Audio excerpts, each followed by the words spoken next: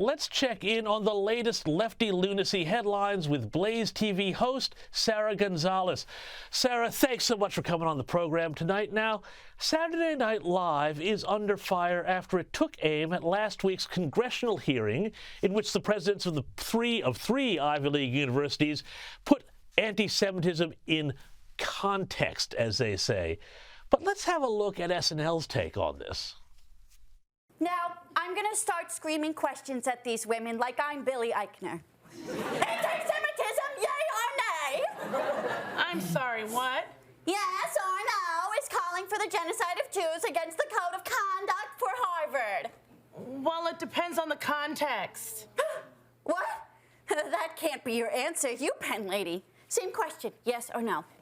Well, we are serious about stopping all forms of hatred, anti-Semitism, Islamophobia. And then the second one, and my tea lady, chance to steal. And keep in mind, if you don't say yes, you're gonna make me look good, which is really, really hard to do. So I'll ask you straight up, do you think genocide is bad? Could I submit an answer in writing at a later date? Am I winning this hearing?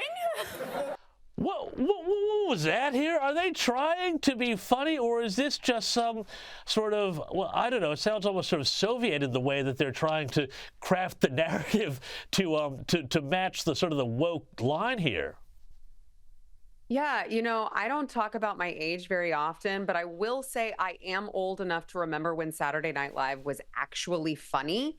And what you just watched was not funny at all. I mean, imagine if they were going to mock this particular hearing, which I'm not sure I would mock, but if they were going to mock this particular hearing, imagine they could mock the people who think that it's totally fine to wipe out the existence of all Jewish people. I mean, and just imagine if we're going to poke fun at someone, wouldn't we want to poke fun at the people who literally want all Jews exterminated? But instead, we live in a woke, culture where you can only make fun of those who are trying to root out people like Hamas, people like, those who chant from the river to the sea, which obviously, if you've ever looked at a map, you would know what that actually means. So unfortunately, woke ideology has infiltrated so many different places, so many different institutions, obviously our higher education system, which is part of the main problem. But as you can see, unfortunately, woke ideology has infiltrated Saturday Night Live. And coincidentally, that's also the time that it became very unfunny.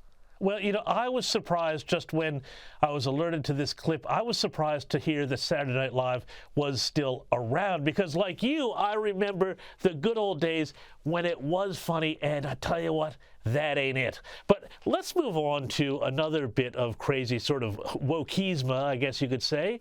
Boston Mayor Michelle Wu, she's copping backlash after an invite concerning the Boston mayor's holiday party, specifically for, and I'm not quite sure what this means, electeds of color, was mistakenly sent by an aide to all members of the Boston City Council.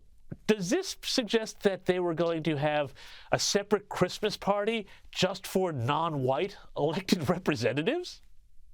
It absolutely does suggest that. And in fact, they later admitted to it. And one of the council members, who was an elected of color, mind you, said that they didn't think that that was offensive at all, that like-minded individuals should be allowed to celebrate and gather together and celebrate different occasions. And I stopped and I thought, wait a second, did you just say that all Black people think the same? All Hispanic people think the same? I don't know. I feel like that's pretty racist. But unfortunately, we're living in an upside down world where you're just allowed to get away with that if you're a minority. Because can you imagine the backlash if it had been a white mayor who sent an email accidentally to some Black officials inviting only whites, a whites only Christmas party? Can you just imagine the backlash there? Well, yeah, and of course, it would never happen. I mean, but this is just this whole crazy thing. It's, if you know your history, well, Democrats in favor of segregation, who would have thunk it? I want to ask you, too, about this here, Sara, because, with all of this talk about anti-Semitism, people keep saying, oh, no, no, no, we're just anti-Zionist, we're anti-Israel, we're anti what they're doing in Gaza. It doesn't have anything to do with Jewish people, except though they keep showing their true colors, because now they're going after Jerry Seinfeld, who is Jewish. Who knew? The comedian and actor had his show protested by hundreds of pro-Palestinian activists. Is this now the new norm for the left, that Jewish comedians, professionals, restaurants, all sorts of things, we've seen this? Is this now the new norm? Is anti-Semitism baked into the ideology? Yeah, I think that it is. And I think that it's been rearing its ugly head for a really long time now here in America in the Democrat Party. And so often the Democrats kept trying to push it down and push it down and push it down and pretend like it didn't exist. And then after October 7th, they realized they couldn't pretend anymore. I mean, this is very frightening stuff. I think that this is going to be the new BLM, where you have all of these crazy mobs, these crazed mobs going to restaurants, in affluent neighborhoods and yelling at white people while they're eating dinner. In this case, of course, maybe yelling at Jewish people while they're eating dinner. I mean, this is really serious stuff. And the most frightening thing to me is that we're living at a time where we're not teaching history anymore. So people, this generation who's going through higher education system can't look at what's going on and go, hold on a second. This sounds eerily similar to something that happened a long time ago that was really disgusting in Germany, right? Like, they don't even have a reference point because they're not being taught real history. This is really scary stuff here going on. But you know what? I welcome the Democrats to continue to show their true colors and show who they really are and who they really associate with. But I mean, Sarah, people have got to understand, too, that while the anti-Semitism is horrifying and horrific and terrible, the underlying ideology, which is one that's all about DEI and division and dividing people, as you said, BLM, it was after white people. This is after Jewish people.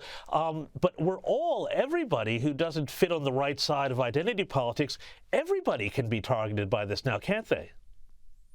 Yeah, you're absolutely right. And unfortunately, we have created this system where there are a few people up at the top who know exactly what they're doing and they know how to create the chaos. And then what they rely on are a bunch of sheeps.